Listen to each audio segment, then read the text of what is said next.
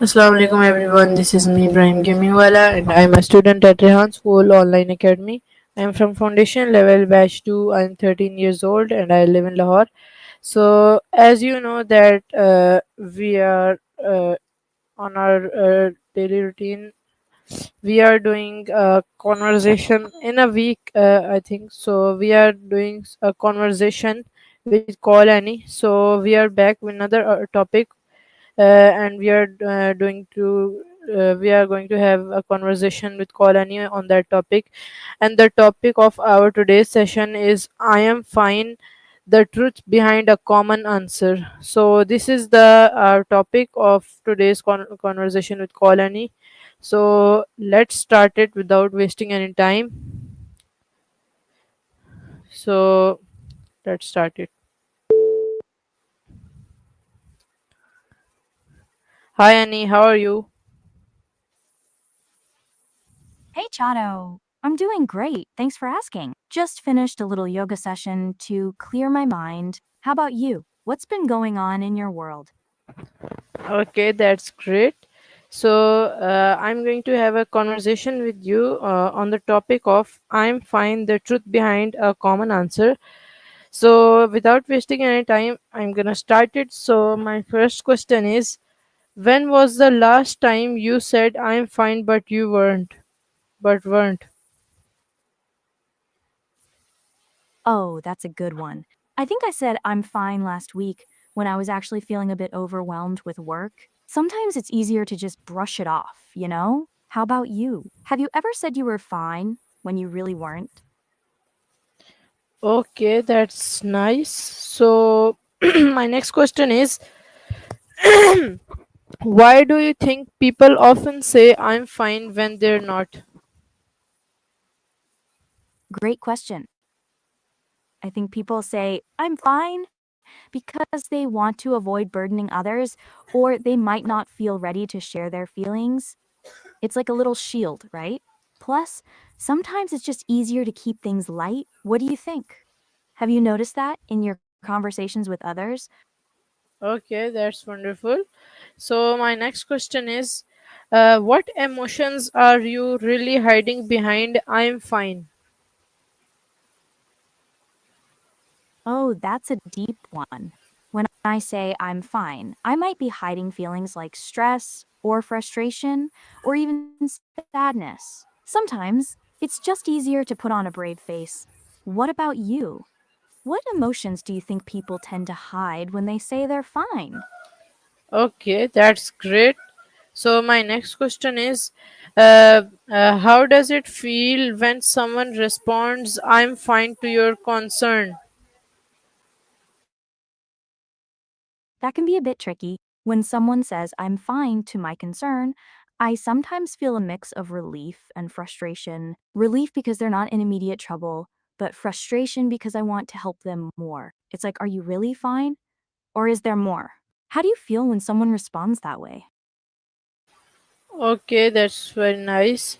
So, my next question is, how does it feel when someone responds? No, this is not the question. The next question is, what's the risk of admitting you are not fine?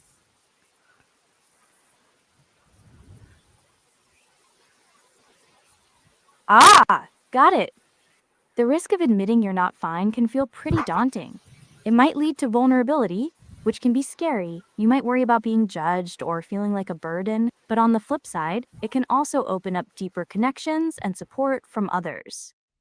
What do you think? Is it worth the risk sometimes? Okay, that's great. So, my next question is, how do cultural norms affect your ability to be honest about how you feel? Cultural norms can really shape how we express our feelings. In some cultures, showing vulnerability is seen as a weakness, while in others, it's encouraged. This can create pressure to conform and say, I'm fine, even when we're not. It's interesting how these norms can impact our honesty. What about you? Have you noticed cultural influences on how people express their emotions? Okay, that's wonderful. So, Let's move to the next question.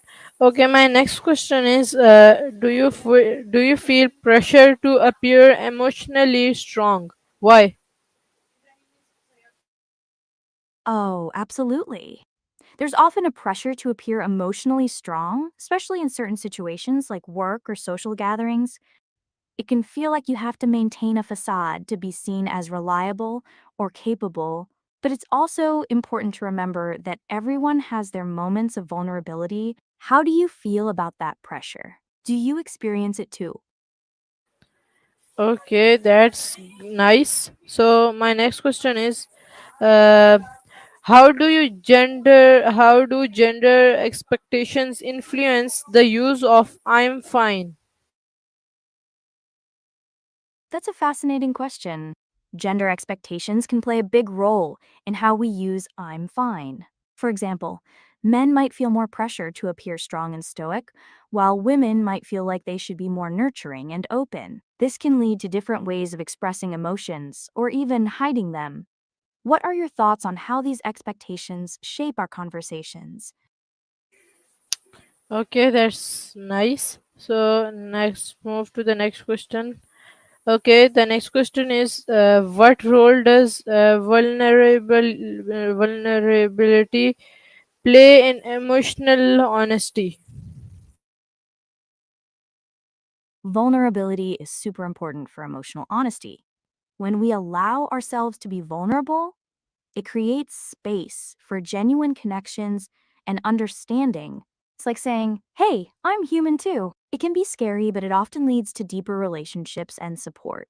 How do you feel about being vulnerable? Do you find it easy or challenging?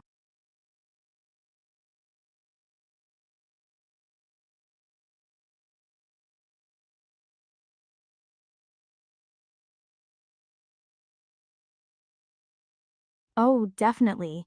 I've regretted saying I'm fine when I really needed to express what I was feeling. It felt like I was bottling things up, and later, I wished I had been more honest. It can lead to misunderstandings or missed opportunities for support. Have you ever felt that way after saying you were fine? Okay, very nice. So now my next question is, how does the phrase "I'm fine" affect communication in relationships? The phrase I'm fine can really complicate communication in relationships. It can create a barrier, making it hard for others to understand what you're truly feeling. If one person keeps saying they're fine when they're not, it can lead to frustration and confusion. Open communication is key, right? Have you seen this play out in your own relationships? Okay, very nice. So my next question is, what body language often contradicts the phrase "I'm fine"? Great question. Body language can say a lot. If someone says, I'm fine, but avoids eye contact, crosses their arms, or has a tense posture, it can contradict their words. Those nonverbal cues often reveal the truth behind what they're feeling. It's like a little signal that says, I'm not really fine. Have you noticed any specific body language that catches your attention? Okay, very nice. So my next question is, how can you gently probe when someone says "I'm fine" but seems off? Gently probing can be a delicate dance. You might start by expressing your concern in a caring way, like saying, I noticed you seem a bit off. If you want to talk, I'm here.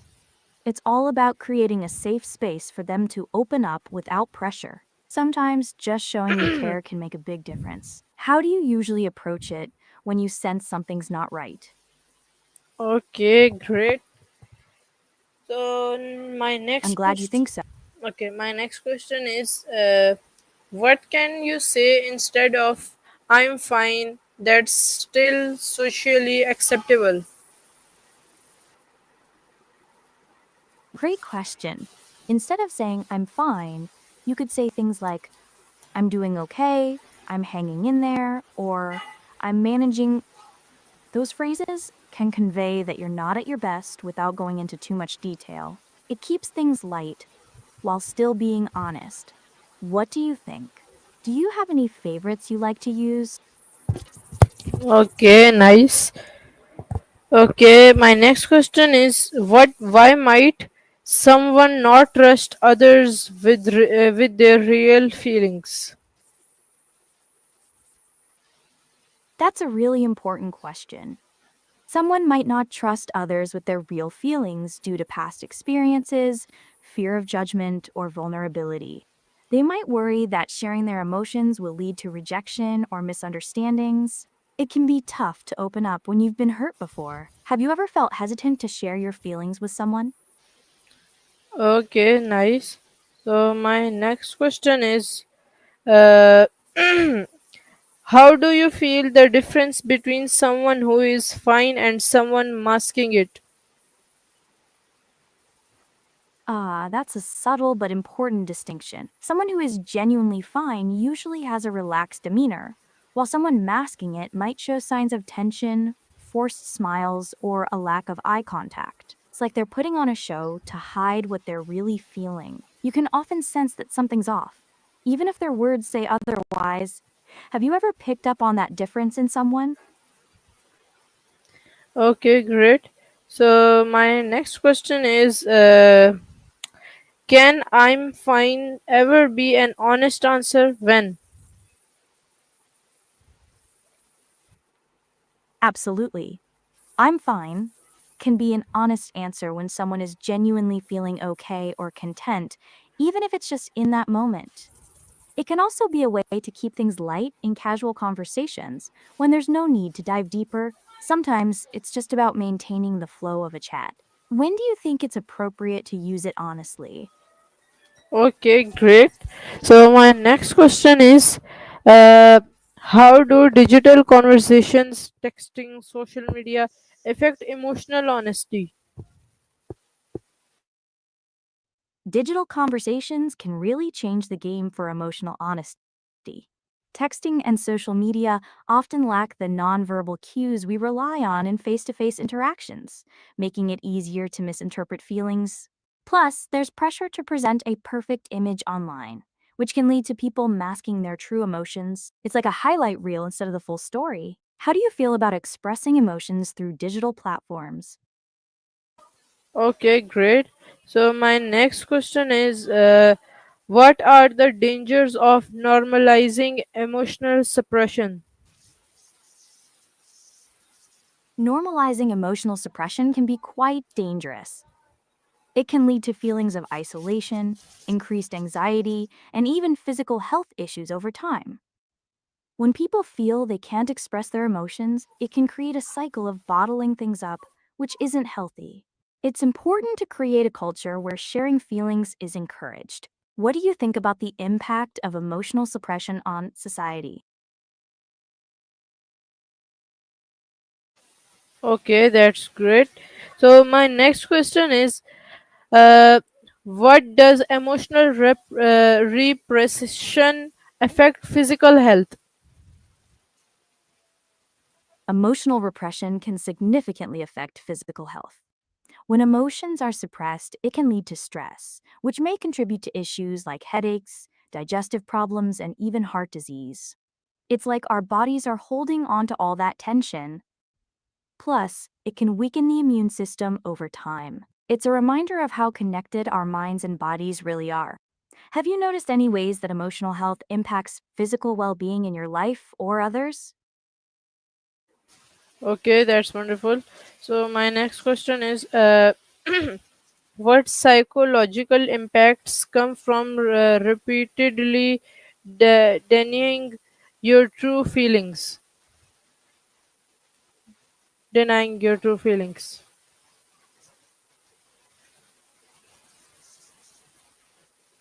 Right. Denying your true feelings can lead to feeling overwhelmed, confused, or even numb. It's like trying to stuff a beach ball underwater. Eventually, it's going to pop back up. Acknowledging and expressing those feelings, even in small ways, can be so freeing. What do you think helps people start to break down those walls and embrace their true emotions? Okay, great. So my next question is how does chronic use of I'm fine relate to anxiety or depression? Chronic use of I'm fine can definitely relate to anxiety or depression. When someone consistently downplays their feelings, it can create a disconnect between their true emotions and how they present themselves. This can lead to feelings of isolation and increased anxiety, as they may feel like they can't reach out for help. Over time, it can contribute to deeper feelings of sadness or hopelessness. It's like a way of avoiding the underlying issues instead of addressing them. Have you noticed this pattern in yourself or others?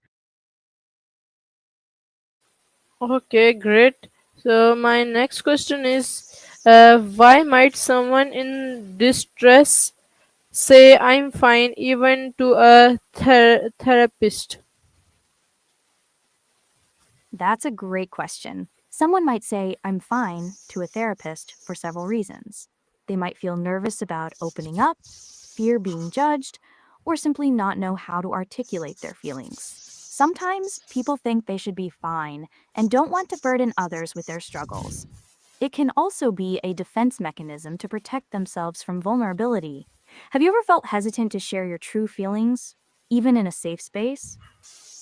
Okay, wonderful. So my next question is, how does emotional repression affect physical health?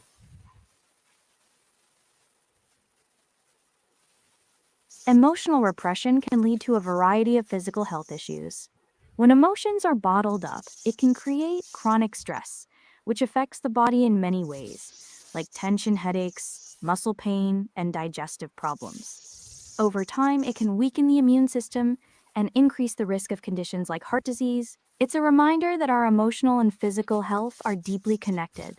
Have you noticed any physical symptoms linked to emotional stress in your own life or others?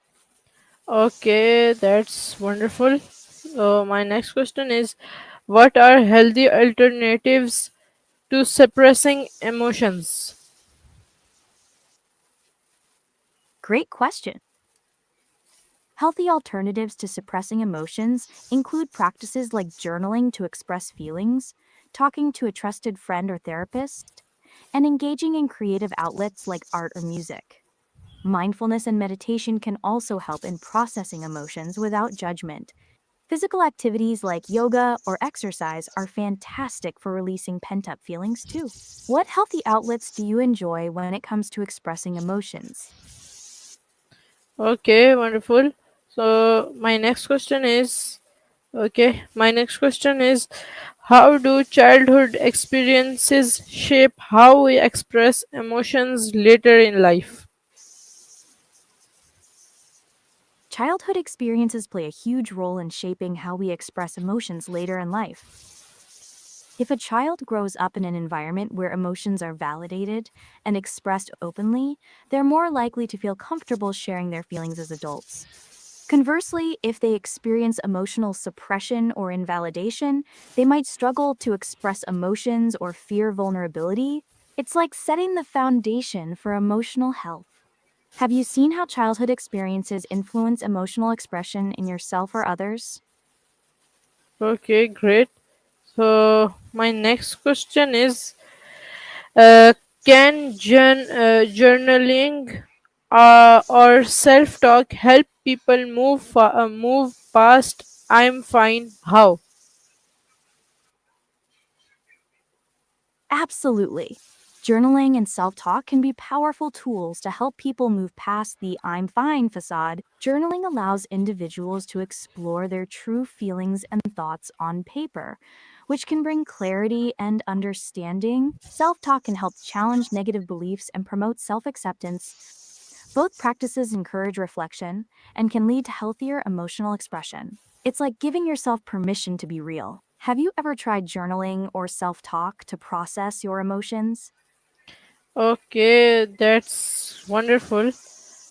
My next question is, how does workplace culture promote or discourage emotional openness? Workplace culture can have a big impact on emotional openness. A culture that values transparency, support, and empathy encourages employees to express their feelings without fear of judgment. On the other hand, a competitive or high pressure environment might discourage sharing emotions, leading to suppression. When leaders model vulnerability, it creates a safe space for everyone to be open. What kind of workplace culture do you think fosters emotional honesty the best? Okay, wonderful. So my next question is, how do different cultures interpret? No, this is not the question. This is something else. So my next question is, why might people in leadership roles be more prone to saying "I'm fine"? Ah, got it. People in leadership roles might be more prone to saying, I'm fine, due to the pressure to maintain a strong, composed image. They often feel responsible for their team's morale and may think showing vulnerability could undermine their authority. They might also fear that expressing struggles could lead to a loss of confidence from their team. It's like they're carrying the weight of the world. Have you noticed this tendency in any leaders you've encountered? Okay, that's very nice. So my next question is, what role does social media play in masking true emotions? Social media plays a significant role in masking true emotions. People often curate their online presence to showcase only the positive aspects of their lives, creating a highlight reel that doesn't reflect reality. This can lead to feelings of inadequacy and pressure to appear fine, even when they're struggling. Additionally, the fear of judgment can make it hard for individuals to share their true feelings. It's like a double edged sword. How do you think social media affects emotional honesty among your friends or in your life? Okay, that's wonderful. So my next question is, how can schools teach emotional literacy to prevent defaulting to "I'm fine"? Schools can teach emotional literacy by incorporating social emotional learning (SEL) programs into the curriculum. This includes teaching students to identify, express, and manage their emotions in healthy ways. Activities like role playing, discussions about feelings, and journaling can be really effective. Creating a supportive environment where students feel safe to share their emotions is key. What do you think would be the most impactful way to promote emotional literacy in schools? Okay, that's great. So my next question is, what are small daily habits that help people stay emotionally in tune? Small daily habits can make a big difference in staying emotionally in tune.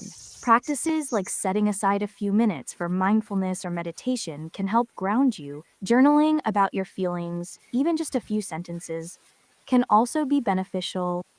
Regularly checking in with yourself, like asking how you feel throughout the day, can promote self awareness. And don't forget about physical activity.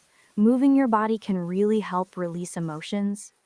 What habits have you found helpful in staying connected to your feelings? Okay, wonderful.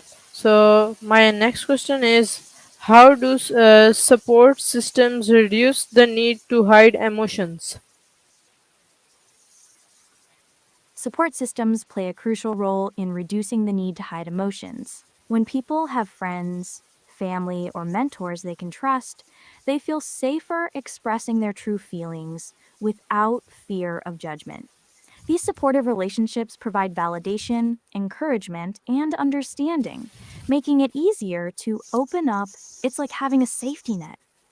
Knowing others are there to listen and empathize can empower individuals to be more authentic. Have you experienced the benefits of a strong support system in your own life? Okay, great. So my last question is, what would a world without the phrase "I'm fine" look like? A world without the phrase I'm fine would likely be much more open and authentic. People would feel freer to express their true emotions leading to deeper connections and understanding among individuals. Conversations would be richer and more meaningful, as people would share their struggles, joys, and vulnerabilities without hesitation. It could foster a culture of empathy and support where emotional honesty is valued. Sounds like a pretty amazing place, right? What do you think would be the biggest change in everyday interactions? Okay, that's great. So, Annie, that's all for today. I hope you like to do this conversation with me. It was really interesting and fun for me to do this session with you. So, I hope you like it. And after all, take care and bye.